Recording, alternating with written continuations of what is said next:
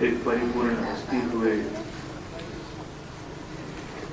जिन्होंने गृहस्थ में रह करके भक्ति क्या है उसका जीवंत उदाहरण सारी दुनिया के सामने रखा। ऐसे महापुरुष ने अपने जीवन के अनुभव को बहुत सारे शब्दों में अपने अनुभव के आधार पर रखा है।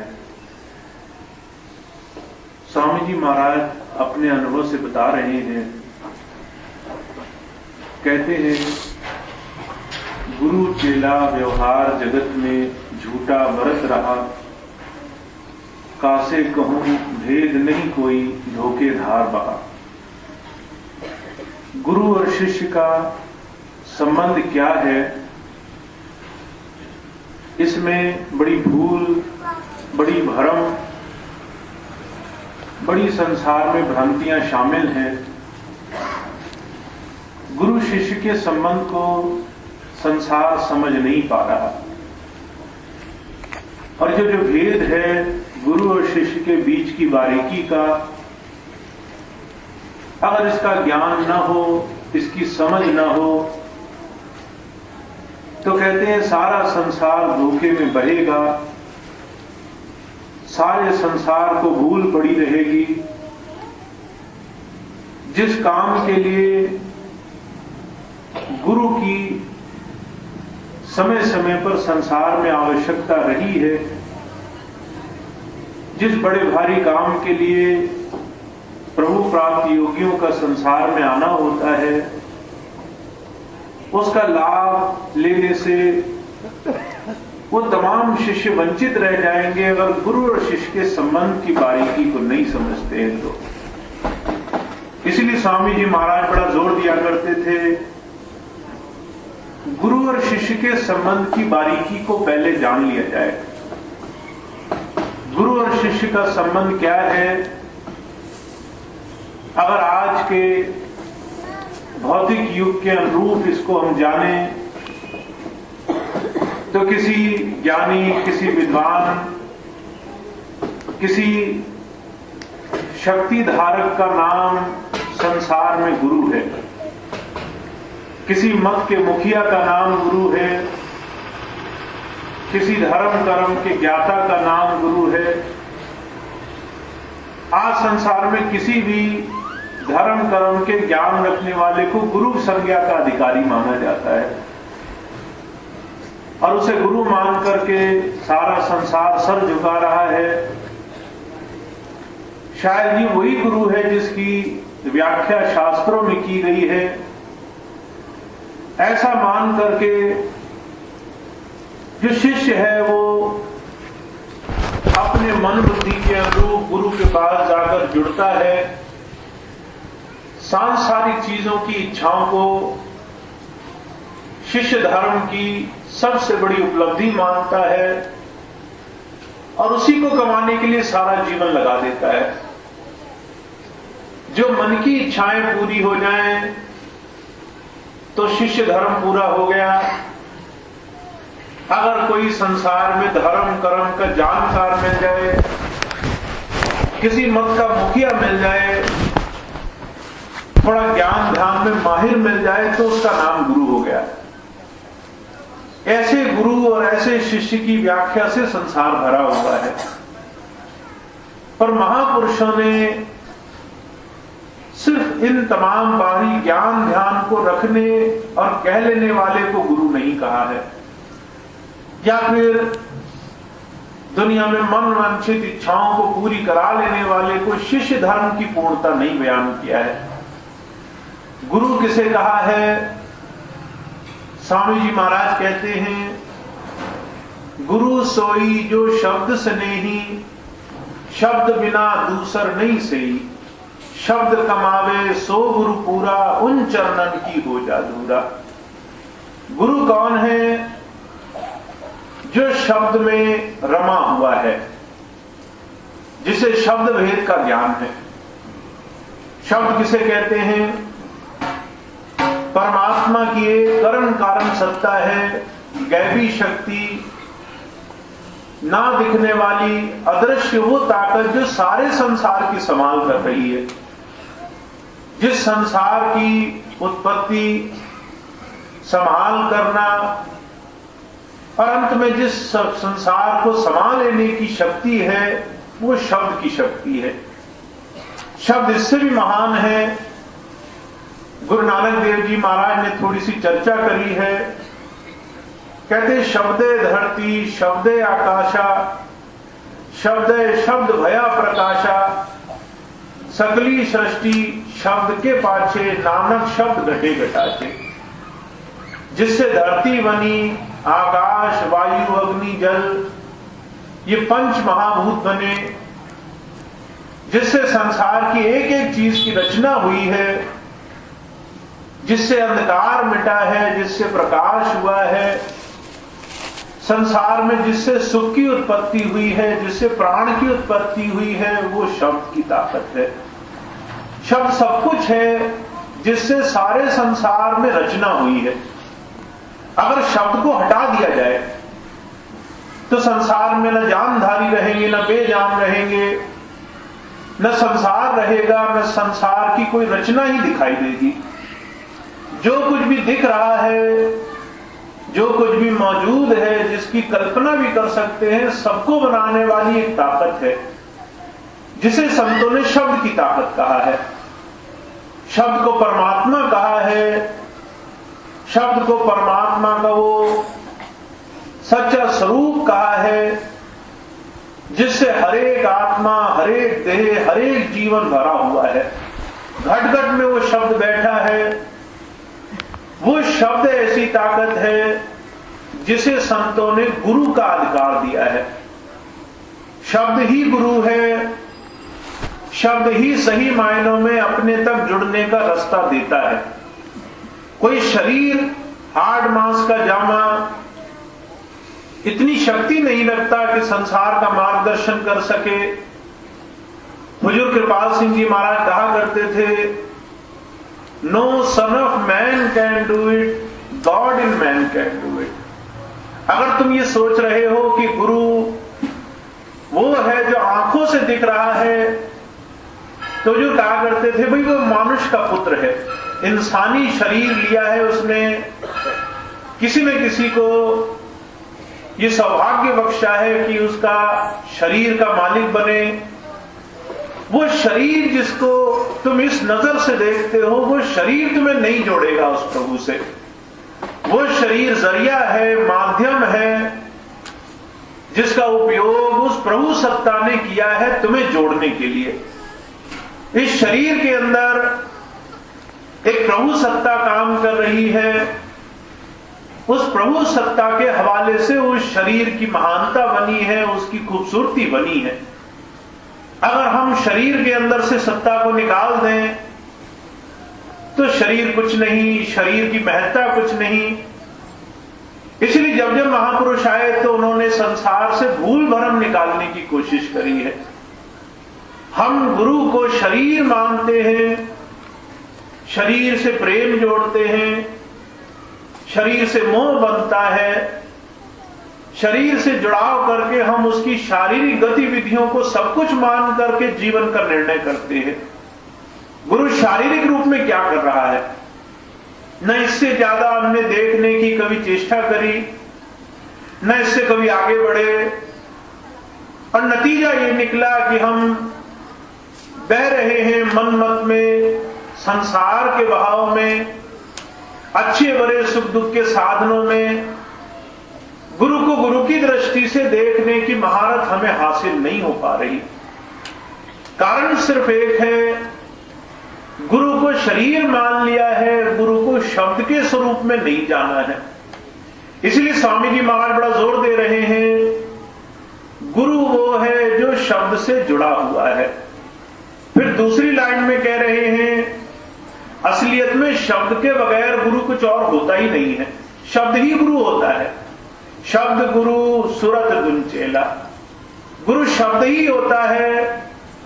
अगर शब्द से आप जुड़े हैं तो गुरु से जुड़े हैं, अगर आप शब्द से नहीं जुड़े हैं तो आप गुरु से नहीं जुड़े हैं। फिर आप गुरु से उस सच्चे ज्ञान को, सार ज्ञान को लेने के रास्ते पर नहीं लग पाए हैं। इसीलिए कहते हैं जिसके अंदर पूरा शब्द कमाया हुआ है उनके चरणों की धूल हो जाओ, उनके चरणों में नतमस्तक हो जाओ, समर्पित हो जाओ, जीवन निछावर कर दो, क्योंकि वो शब्द पारखी है। उनके अंदर शब्द काम कर रहा है। जिनके अंदर शब्द काम नहीं कर रहा उनको तुम चाहे जितना भी अपने जीवन में प्रेम भाव से, आदर सम्मान से रखो, वो तुम्हें प्रभु से नहीं जोड़ सकेंगे। और अगर उनके अंदर काम कर रहा है, तुम नहीं जुड़ पा रहे हो, तो भी काम नहीं बनेगा। इसलिए महापुरुषों ने बहुत जोर दिया है धर्म को, प्रभु भक्ति को आचरण का, अभ्यास का साधन दुनिया के रूप में बयान किया है। हमारे स्वामी जी महाराज कई बार एक ही बात कहते हैं, धर्म धर्म पुस्तकों में नहीं है, धर्म धर्म स्थानों में नहीं है, धर्म नाम है आचरण का।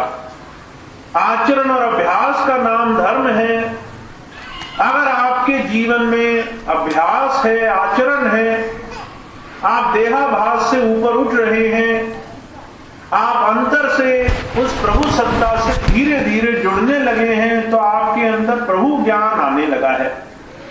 हुजूर बाबा सावन सिंह जी महाराज थे, एक बार उनसे पूछा, डॉक्टर जॉनसन ने, उनके बहुत अच्छे शिष्य थे अमेरिका के, कहने लगे हुजूर अगर आपसे पूछा जाए प्रभु भक्ति का सहज से सहज रास्ता क्या होगा, कौन सा ऐसा स्थान होगा जहां पहुंचकर प्रभु भक्ति बन जाएगी, ऐसा विश्वास जीव को हो जाए, तो आप क्या जवाब देंगे? बाबा सावन सिंह जी महाराज ने इशारा किया ठीक दोनों आंखों के पीछे, जहां माताएं मैंने बिंदी लगाती हैं, भाई तिलक लगाते हैं। कहने लगे ये स्थान है जिसे आत्मा का स्थान कहा गया है, इससे नीचे आत्मा का सिर्फ प्रभाव है। आप शरीर भर में रमते रहो, शरीर से ऊपर नहीं उठो, तो आप शिष्य नहीं बन पाए। शिष्य बनने के लिए सुर्त होना जरूरी है, आत्मा को जानना जरूरी है, आत्मा का बोध होना जरूरी है। आत्मा का स्थान है ठीक दोनों आंखों के पीछे। अगर आप दोनों आंखों तक नहीं सिमट पाए हैं, पूरे शरीर में ही रमण कर रहे हैं, शरीर में एक एक इंद्रियों में आप बस रहे हैं, तो माफ करना, शरीर के लेवल से गुरु के पास गए हैं और शरीर को भी केंद्र मानकर गुरु की भक्ति करी है। हम भी शरीर ही हैं और गुरु भी हमारे लिए शरीर ही है। शरीर की सेवा के लिए शरीर को पूजा है हमने, न हम देह से अलग हटे हैं, न गुरु को देह से अलग कुछ मान पाए हैं। इसलिए कबीर साहब बहुत जोर देकर कह रहे हैं, कहते किसी व्यक्ति विशेष से जुड़ने मात्र से आप प्रभु ज्ञान के करीब नहीं पहुंचोगे। इंसान के अंदर मन के अंदर उठ रही इच्छाएं उसे हर पल हर घड़ी जिस तरीके से संतों की सोबत में ले जाकर बिठाती हैं, वही नजरिया हमें प्राप्त होता है। गुरु के पास जैसा नजरिया आपका होगा, आप वैसे ही उसे समझ पाओगे। कोई गुरु को व्यापारी की दृष्टि से देखता है, कोई गुरु को डॉक्टर हकीम की दृष्टि से देखता है, कोई गुरु को वकील और मुकदमे हल करने वाले जज की दृष्टि से देखता है, कोई गुरु को किसी साहूकार बनिए के रूप में देखता है, कोई दूसरे रूप में देखता है। जिसके जैसे मन की भावना है वो वैसा ही गुरु को परख रहा है, उससे ज्यादा गुरु को मान नहीं दे रहा। इसलिए कबीर साहब कहते हैं, ध्यान रखो, शरीर को केंद्र में रखोगे तो गुरु तुम्हारे लिए तुम्हारी इच्छाओं से ज्यादा दर्जा नहीं प्राप्त कर सकेगा। का कामी का गुरु कामनी, लोभी का गुरु दाम, कबीरा का गुरु संत है, नित जपावे नाम। जिसके अंदर काम वासनाएं हैं, इच्छाएं हैं, भोग लगे हुए हैं, जिसे दुनिया से मन नहीं भर रहा, जो इच्छाओं की पूर्ति के लिए गुरु के पास जा रहा है, हर पल हर घड़ी मन की इच्छाएं निकाल कर गुरु के सामने रख रहा है, जिसे गुरु मन इच्छा पूरी करने वाला, मनोकामना पूरी करने वाला एक यंत्र दिखाई दे रहा है, जिसे हर वक्त मन की इच्छाएं पूरी करानी है गुरु जी से, बताओ गुरु जी को किस दृष्टि से देख पाएगा? उसके लिए गुरु काम में काम इच्छाओं को पूरी करने वाला एक सिर्फ साधन मात्र है। फिर कहते हैं जिसके अंदर लालच है वो सिर्फ गुरु को लालच की दृष्टि से देखता है। जहां लालच सिद्ध नहीं होगा वहां पर गुरु नहीं दिखाई देगा। महाराज जी एक बात कहा करते थे हम 100 चीजें मांगते हैं संतों से, 100 में से 99 पूरी हो जाएं, हम शुक्राना नहीं बरतते, एक पूरी ना हो हम नाराजगी दिखाते हैं, हमारे मन की एक भी इच्छा पूरी नहीं करी। महाराज जी कहा करते थे अरे भाई 100 तुम मांगने के लिए आए, 100 तुम्हारी पूरी ना हो, जो तुम्हारे जीवन में तुम्हें प्राप्त है वो भी तुमसे वो प्रभु छीन ले, तुम्हारी क्या हस्ती है, तुम किससे जाकर के लड़ सकोगे। अरे तुम्हें जो प्राप्त है उसका शुक्राना करने की बजाय मन इच्छाओं को शरीर को केंद्र में रख करके इंसान ने हमेशा दुख उठाया है। हमेशा ही उसने संसार में विषय विकारों में लिप्त होकर जीवन का सबसे सुंदर समय खो दिया है। इसलिए जब संत आते हैं बड़ी स्पष्ट बात करते हैं, बात कड़वी जरूर लगती है पर वो सीधी सच्ची बात करने के लिए आते हैं।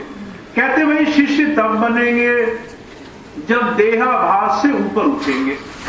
देह केंद्र में रहेगा तो देह के सुख दुख, इस देह में लगी हुई इंद्रियों के तमाम विकार, इंद्रियों में उठने वाली इच्छाएं हमें सामने आकर के बार बार परेशान करेंगी और गुरु से हम इंद्रियों के सुख मांगने के अलावा कुछ और मांग नहीं सकेंगे। ये मेरा जीवन का प्रत्यक्ष अनुभव है। मैंने देखा 100 में से 99 लोग गुरु के पास जाते तो सिर्फ देह की इच्छाओं की पूर्ति के लिए। हुजूर कहा करते थे अरे भाई देह इंद्रियों के भोग लगे ही तब तक हैं जब तक आत्मा इनमें रम रही है। अगर तुम आत्मा को गुरु की इच्छा के अनुरूप, गुरु के वचन और उसके प्रेम भाव के अनुरूप थोड़ा ऊपर उठा लेते तो न मन रहता, न इच्छा रहती, न इंद्रियों के थोड़े से भोग तुम्हें परेशान करते। तुम्हारे अंतर में प्रेम का केंद्र बदल जाता, तुम्हारे अंदर मांग रहती पर मांग उस प्रभु को पाने की रहती, उस प्रभु दर्शन को पाने की चाह बनती जो तुम्हें सिर्फ तभी मिल सकेगी जब देह तुम्हारे आंखों के सामने से हटा है। इसलिए महापुरुष बड़ा जोर देकर कहते हैं शरीर को हम जब तक भानते हैं, जानते हैं, जब तक शरीर का बोध है तब तक गुरु शरीर की दृष्टि से ज्यादा नहीं दिखाई देता, तब तक हम उससे प्रीति नहीं कर सकते, उससे कुछ ज्ञान प्राप्त नहीं कर सकते। महाराज जी मिसाल फरमाया करते थे यमन का बादशाह हुआ, महमूद उसका नाम था। उसने जो है खूब दौलतें इकट्ठी करी, खूब उसने अपने माल इकट्ठे किए, बड़े ज्ञानी विद्वान लोग उसकी सभा में रहा करते थे। एक दिन सारी सभा में जितने ज्ञानी विद्वान लोग थे इकट्ठे हुए बादशाह के पास आए, कहने लगे हुजूर आपके दरबार में एक से एक ज्ञानी विद्वान, एक से एक निपुण और जानकार लोग हैं और आपका जो प्रेम है वो एक साधारण से नौकर से है। अयाज नाम का नौकर था बादशाह के यहां जिसे बादशाह बड़ा प्रेम करता था, उसकी हर एक बात को बहुत नजर पर रखता था, उसको बहुत सम्मान से एक छोटे से नौकर को रखता था। ये बात दरबारियों को अच्छी नहीं लगी तो शिकायत करी उन्होंने आकर, हम इतने विद्वान लोग हैं, आप सबसे ज्यादा प्रेम एक साधारण से नौकर से करके, क्या कारण है? बादशाह कहने लगा कि ये जो साधारण सा पुरुष है जिसको तुम साधारण कह रहे हो ये मेरी नजर पहचानता है। जब ये बात कही तो जो है ये बात सुन तो ली पर ना समझी में दरबारी कहने लगे महाराज क्या हम आपकी नजर नहीं पहचानते, क्या हमें आपकी समझ नहीं है? बादशाह कहने लगा वक्त आएगा तो ये बात भी समझा दूंगा। अब समय गुजर गया, बहुत समय जब गुजर गया तो एक दिन बादशाह ने सुबह सुबह दरबार में आते ही सारे दरबारियों के सामने खजांची को बुलाया जो रुपए पैसे का हिसाब किताब रखता था। कहने लगे बताओ ये खजाने में सबसे कीमती चीज कौन सी है? अब खजांची ने बता दिया महाराज वैसे तो बहुत सारी चीजें हैं पर एक प्याला है, रत्नों का जड़ा हुआ है, बेशकीमती है, नायाब है, अनमोल है, उसकी ख्याति बहुत है, प्रसिद्धि बहुत है। बादशाह ने कहा मैं देखना चाहता हूं, लाकर दिखाओ। प्याला सामने पेश किया गया। बादशाह ने चारों तरफ से प्याले को देखा, 2-4 तारीफें करी, फिर कहने लगा मेरा दिल कहता है इस प्याले को यहीं चकनाचूर कर दिया जाए। अब एक एक की तरफ देखने लगा और कहने लगा मेरा दिल करता है तुम इस प्याले को मेरे लिए चकनाचूर कर दो। अब जिससे बादशाह कहता था तो लोग बादशाह को राय मशवरा देते थे, उसे सलाह देते थे, कहते थे महाराज शायद आप समझ नहीं पा रहे, बेशकीमती है, अनमोल है, अनमोल चीजों को ऐसे नष्ट नहीं किया जाता। अगर आप इसको छोड़कर दूसरी किसी चीज को कहें तो हमें कोई देर नहीं होगी। बादशाह दोबारा किसी से नहीं पूछता था, एक बार पूछा, लोगों का जवाब सुना, दूसरे से पूछा, एक एक करके पूरे दरबार में सारे ज्ञानी विद्वान निपुण लोगों से पूछ लिया उसने। सबने जो है अपनी मजबूरी, अपनी बात, अपनी राय मशवरा, अपनी जो है सलाह राजा को दे दे करके और ये माफी मांग ली कि महाराज हमसे ये काम न कराओ। आखिर में अयाज वही नौकर जिससे बड़ा प्रेम का दावा किया गया था उसके पास पहुंचे। बादशाह ने कहा तुमने सुना मैंने क्या कहा, मैं चाहता हूं तुम मेरे लिए काम करो। अयाज ने एक घड़ी की देर नहीं करी, उस जो है प्याले को चकनाचूर कर दिया। जैसे ही प्याला चकनाचूर हुआ तो पूरे दरबार में सन्नाटा फैल गया। लोगों की सांस ऊपर की ऊपर, नीचे की नीचे, अनमोल वस्तु नष्ट हो गई। लोग डांटने लगे उसे, मूर्ख है, गंवार है, समझदार नहीं, हम इतने विद्वान लोग राजा को मना रहे हैं और इसकी नासमझी देखो, एक बार नहीं सोचा कितनी अनमोल चीज नष्ट कर दी। बादशाह ने भी थोड़ा स्वांग बरत लिया, थोड़ा डांट लगाने लगा, इतने ज्ञानी लोग मना करते थे, तुझे क्या पड़ी थी, तुझे क्या जल्दी आई थी, एक बार मना कर देता। जब ये बात कही तो अयाज कहने लगा हुजूर हो सकता है ये चीज नायाब हो, अनमोल हो, मैं इससे इंकार नहीं कर रहा, पर जब आपने हुक्म दिया कि इसको नष्ट कर दो तो मेरे लिए आपके हुक्म के सामने इसकी कोई कीमत नहीं रह गई। आपने हुक्म दिया ये चीज मेरे लिए 2 कौड़ी की है, मेरे लिए इसकी कोई कीमत नहीं, मैं तो एक पल भी देर न करूं इसे नष्ट करने में जो आपके हुक्म के सामने नहीं ठहरती। बादशाह बड़ा खुश हुआ, जितने दरबार के लोग थे उनकी तरफ मुखातिब हुआ, उनकी तरफ नजर में नजर मिलाकर कहने लगा इसलिए मैं इसे प्यार करता हूं क्योंकि ये मेरी बात से प्यार करता है, इसके लिए मेरे बात की कोई कीमत है, इसके लिए मेरे वचन सबसे ऊपर हैं, इसके प्रेम में अदब है, इसके प्रेम में सम्मान है, ये प्यार करता है पर प्यार में हद को नहीं पार करता है। इसे मालूम है जिससे प्यार कर रहा है वो बादशाह है, चाहे हम उसके कितने नजदीक क्यों ना है फिर भी वो हमारा मालिक है, इसलिए हम उसे उसी दृष्टि से प्यार कर रहे हैं। प्यार भी करता है, सम्मान अदब को खोता नहीं है। ये जो अदब सम्मान के साथ प्रेम करता है, इस प्रेम में बड़ी महानता है, इस प्रेम में बड़ा सत्कार है, इस प्रेम में बड़ी सफाई है। और तुम जो प्रेम करते हो उसमें तुमने ये समझना छोड़ दिया कि मैं बादशाह हूं, तुम मुझी को राय मशवरा देने लग गए। तुम मुझसे जब अपने आप को ज्यादा जानकार मानने लग गए तो ना मैं राजा रहा, ना तुम मेरे मानने वाले रहे। यहां उल्टी गति हो गई है, यहां तुम राजा हो, तुम मुझे राय देते हो, यहां मैं प्रजा हूं, मैं सुनने वाला हूं, मैं तुम्हारी राय लेता हूं, तुम्हारी बात में चलता हूं। हुजूर कहा करते थे प्रेम में उल्टी होने में जरा सी देर नहीं लगती। जहां हम प्रेम करते हैं, जहां अधिकार मानते हैं, जहां थोड़ी नजदीकी मानते हैं, वहां पर अदब जरा सी देर में खो जाता है। हम कई बार स्वामी जी के पास जाते हैं, स्वामी जी कहते हैं नहीं भाई ये काम नहीं हो सकता, तो हम जिद करने लग जाते हैं। हम कहते हैं नहीं स्वामी जी ये काम तो करके दिखाओ हमारा। हुजूर कहा करते थे कर तो वो देगा, पर ना तुमने अदब रखा, ना सम्मान रखा, न उसकी बात रखी, उसकी बात पलटने में तुमने अपने मनमत को सामने रख दिया। और जहां मन आता है वहां गुरु की बात को पलटते देर नहीं लगती, वहां बात खराब होते देर नहीं लगती। तो जब संत आते हैं वो इस बात को समझाने के लिए आते हैं कि जीव इस बारीकी को नहीं समझ पाता जब तक मन और मन का ये पूरा केंद्र देह हमारे और गुरु के बीच में पड़ा हुआ है। इसलिए जब जब महापुरुष आते हैं कहते गुरु को समझना, गुरु को जानना संभव तब हुआ है जब शब्द रूप में आप उसे जान पाए हैं, जब आपने उसको कारण कारण रूप में देख लिया है और उसके द्वारा किया हुआ हर एक काम भौतिक रूप में किसी न किसी कारण से आपको होता हुआ प्रतीत होता है। आप देखते हैं हर एक काम के पीछे उसकी कोई दया महर शामिल है। अगर अच्छा कर रहा है तो भी उसकी मौज है। अगर आज किसी जो है कष्ट को, किसी को बुराई को मिटाने के लिए उसको अपने हाथ काले भी करने पड़ रहे हैं तो भी उसमें कोई ना कोई भेद छुपा हुआ है। ये बात इस देह में बैठकर जाननी बड़ी मुश्किल है। कोई ये कहे मैं गुरु के पास आया और आते ही सारे भेदों को समझने लग गया, तो जो कहा करते थे अगर परमात्मा भी आ जाए तो भी इस बात का दावा नहीं कर सकता। ऐसे संसार के स्वरूप में बचत और बचाव तभी है जब जीव शब्द पारखी होने लग जाए, शब्द को गुरु माने, अपने आप को सुर्त मान करके गुरु की सेवा में, गुरु के नाम की कमाई में लगने के लिए साधन बनाए। और ये काम मानने से नहीं, जीवन में अभ्यास और आचरण को केंद्र में रखने से होगा।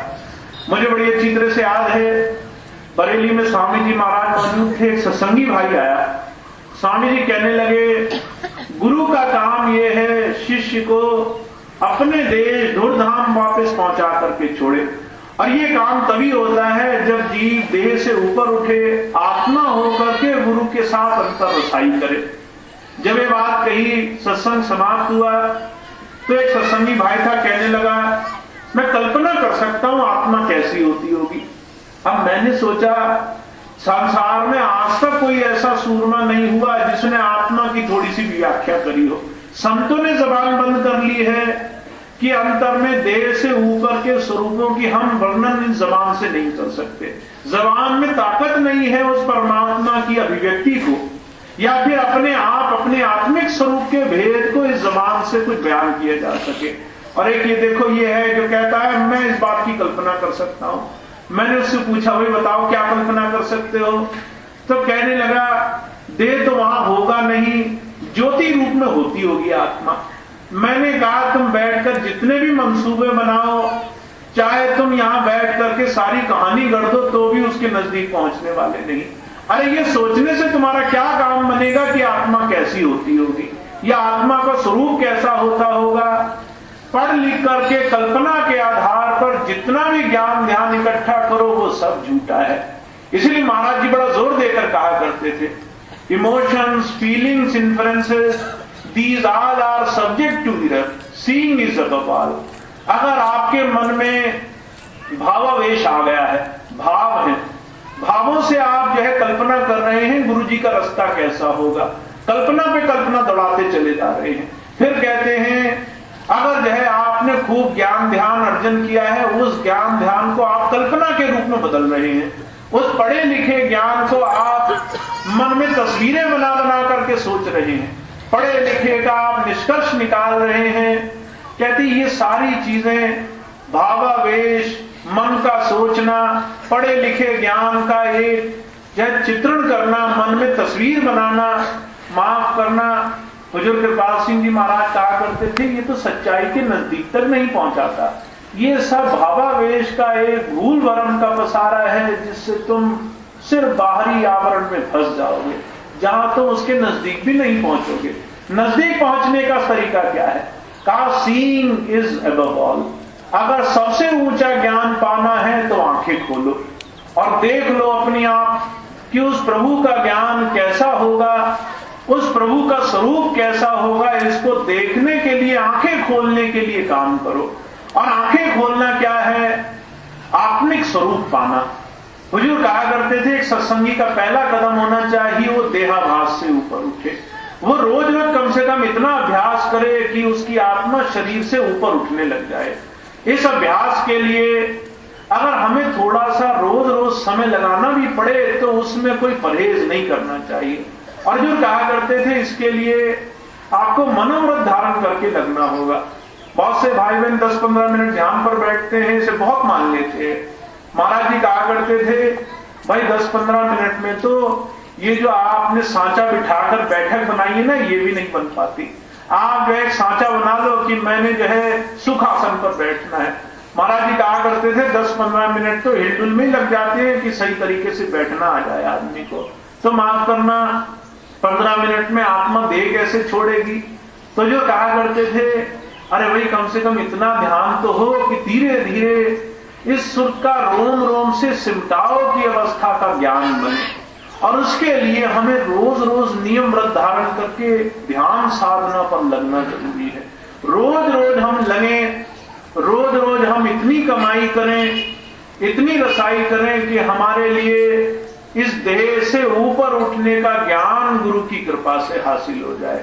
और जो कह रहे हैं इस काम को तुम शरीर में बैठकर कर सकते हो, इस काम को करने के लिए तुम्हें ये शरीर सौंपा गया है। शरीर की बड़ाई बस इतनी है कि तुम्हें एक अवसर प्रदान करे, एक मौका प्रदान करे गुरु के शब्द की ताकत से जुड़ जाने के लिए। तो पहले आपको देहाभास से ऊपर उठना है। देहाभास से ऊपर उठने के लिए किया जाने वाला अभ्यास नियम व्रत से करना है। इस अभ्यास को करने के साथ साथ आप ये जानेंगे कि गुरु कौन होता है। गुरु न शरीर होता है, न देह होता है, न बाहरी संसार में बड़े बड़े अच्छाई बुराई के काम में रमण करता हुआ एक साधारण शख्सियत होता है। गुरु एक शब्द की ताकत है जो उस शरीर का इस्तेमाल कर रही है। अब उस शब्द की ताकत को आप जानेंगे तभी जब अंतर जुड़ करके उसको जान सकेंगे, उसकी दया मेहर को आप समझ सकेंगे। हुजूर कहा करते थे, जिस दिन आपका अंतर जुड़ाव होने लगेगा, जिस दिन आप गुरु को शब्द के रूप में जानने लगेंगे, आप जान जाएंगे वो बंधन में नहीं रहता, वो किसी बंधन का नहीं होता, वो स्वतंत्र होता है और स्वतंत्रता से ही संसार में काम करने के लिए जाता है। ना जाने किस जगह, किस घड़ी, किस क्षण कैसे कैसे कामों को उसे अंजाम देना है। वो स्वतंत्र पुरुष है और वो जीवों को नाम की दात बख्शकर सही रास्ते पर लगाने के लिए आया है। हुजूर कहा करते थे, भाई अगर सही मानो तो गुरु का तो इतना ही काम काफी है कि जीव को नाम देवे और नाम देने के बाद सही रास्ते की तरफ थोड़ा सा अग्रसर कर दे।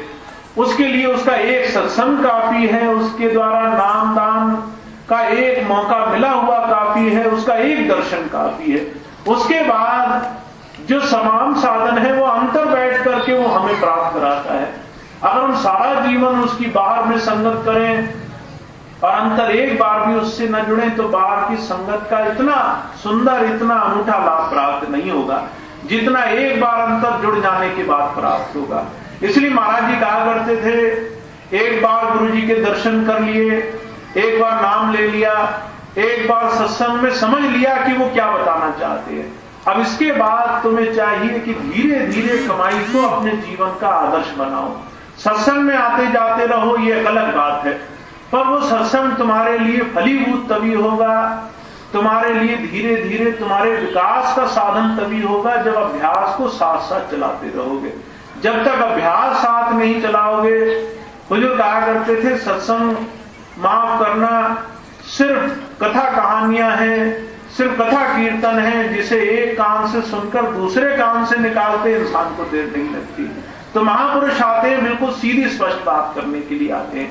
कहते हैं, आप जिस महापुरुष से जुड़ गए हैं उस महापुरुष के शब्द स्वरूप को जाने बगैर बात अधूरी है।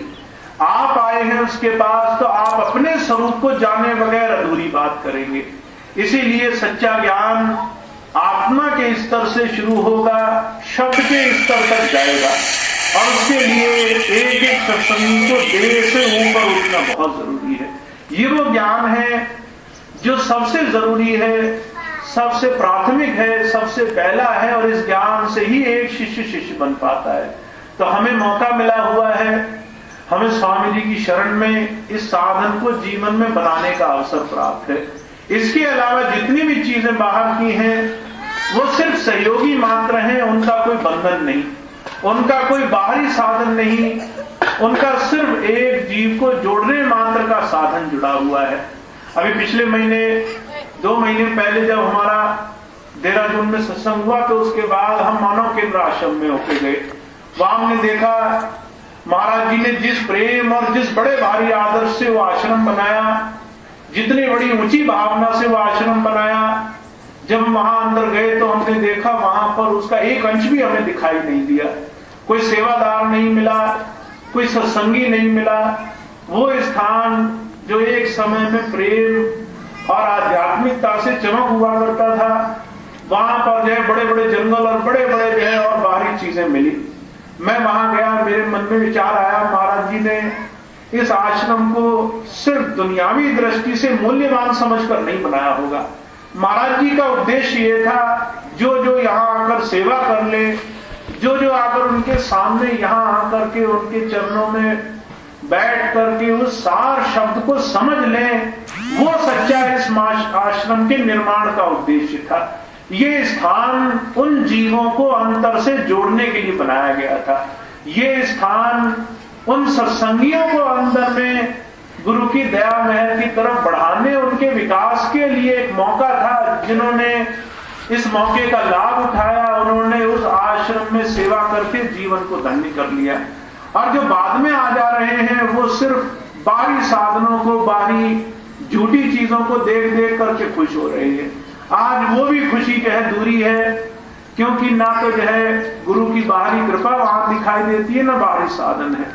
तो जो कहा करते थे संत की कृपा वो सामने बैठकर करता है, उसकी कृपा को लेने वाले वो हैं जो जो है देह को भूल करके उसकी शब्द की ताकत से जुड़ने के लिए लगे हुए हैं। और वही सही मायनों में लाभ में हैं जिन्होंने आध्यात्मिकता के सार शब्द को समझ लिया है, जिन्होंने भूल भरम को निकाल दिया है, जिन्होंने बाहरी तमाम बंधन से छूट करके गुरु भक्ति करी है। तो हम बड़े भाग्यशाली हैं, हमें स्वामी जी महाराज ने अवसर दिया है। बस करना इतना है, हम समझ लें गुरु और शिष्य का संबंध भौतिक, सांसारिक या दैहिक नहीं होता है। ये तो सिर्फ हमें अवसर देने के कुछ साधन बनाए हैं प्रभु ने।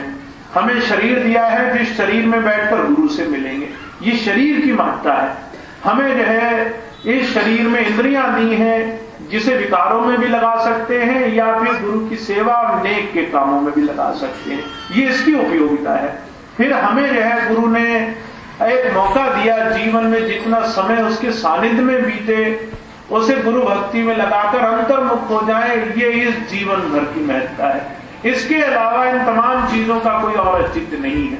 अगर इन बाहरी कामों में लगकर जीवन को लगाए जाएं और अंतर के भेद को समझे नहीं, तो स्वामी जी महाराज कह रहे हैं भाई गुरु और शिष्य का संबंध और इसकी खूबसूरती नहीं प्राप्त कर पाएंगे। तो बहुत स्पष्ट बात स्वामी जी महाराज कहते हैं, कहते संसार तो झूठ में डूब रहा है, क्योंकि लोगों को सही बात बताने वाला कोई नहीं। पर जिन्हें सही बात बताने वाला है, अगर वो भी आंखें बंद कर लें, वो भी जो है सच्चाई को जो है वो सामने ना रखें, वो भी झूठ की ही सेवा करते रहें, सारा जीवन वो भी जो है मनमत में माया की गुलामी करते रहें, तो बताओ भाई जो है जगाने के बाद भी नहीं जागता, ऐसे जीव को फिर कैसे जो है सही रास्ते पर लगाया जा सकेगा। तो महाराज जी बार बार बड़े प्यार से कहते हैं, कहते जिन्हें रास्ता नहीं मिला उनके पास बहाना है, और जिन्हें रास्ता मिल गया उनके पास कोई बहाना नहीं। उन्हें तो सही चीज समझनी है, सही आदर्श स्थापित करना है। इस जीवन में जितना हम संसार की सेवा करते हैं, उसका अगर दशमांश भी निकालकर गुरु की सेवा करें, गुरु के वचनों की सेवा करें, गुरु के वचनों की कमाई में अपने जीवन को लगाने के लिए अभ्यासी होकर काम करें, तो सही मायनों में गुरु की दया मेहर का लाभ मिलेगा, सही मायनों में अंतर्गति मिलेगी, नाम से जुड़ने का ऐसा सुंदर साधन हमें प्राप्त होगा। तो सिर्फ मैं इतनी बात आपको कहूंगा, स्वामी जी महाराज के चरणों में जुड़ना सही मायनों में उनकी दया मेहर से जुड़ना है, सही मायनों में अंतर में उनके दिए हुए नाम में शब्द की ताकत से जुड़ना है। और वो नाम में शब्द की ताकत आप सबको मिली हुई है। आप अब उनसे चाहे रोज रोज मिले या जीवन में कभी भी नहीं मिले, उनकी दया अंतर में होती रहेगी। उस अंतर की दया को आप पकड़ रहे हैं या नहीं पकड़ रहे, ये आपको ध्यान देना है। हुजूर कहा करते थे, आध्यात्मिकता आने जाने, मिलने बैठने या फिर चारों तरफ घूमने से नहीं आती। आध्यात्मिकता तो अंतर बह रही है निरंतर, अब उसे पकड़ना है, उसको जीवन में धारण करना है, उसमें जीवन जीना है। उसको कोई सिखा नहीं सकता, उसको तो आत्मा जब प्रेमी हो जाती है, जब उसकी तरफ ध्यान हो जाता है, तो अंतर में बह रही नाम की ताकत को पकड़ने लग जाती है। महाराज जी कहा करते थे spirituality is not taught but caught. आध्यात्मिकता पकड़ी जाने वाली चीज है, ये जो है पढ़ाई जाने वाली चीज नहीं है। इसलिए ये तभी संभव है जब आप थोड़ा थोड़ा अभ्यास में जीवन को जोड़कर इस रास्ते पर चल निकलेंगे आगे। तो नाम आपको मिला है, स्वामी जी की दया भरपूर है, उन्होंने जो आपको देना है वो सब आपके अंदर छुपा दिया है। अब आप जब तक अंदर नहीं जाओगे तब तक मिलेगा नहीं।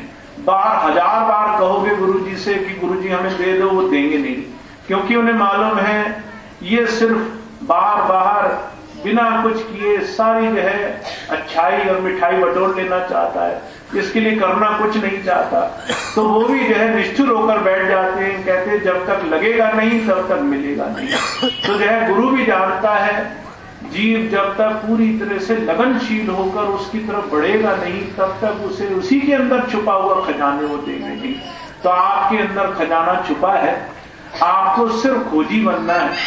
आप लगे और आप उस खजाने के साथ जुड़ जाएंगे। ऐसी जो है संतों की दया मेहर होती है, ऐसी स्वामी जी की दया मेहर है। आप इसका लाभ उठाएं, इसके लिए सिर्फ आपको अभ्यासी बनकर जीवन जीना शुरू करना है। तो नाम आपको मिल गया है, अब कुछ भी मिलना शेष नहीं है।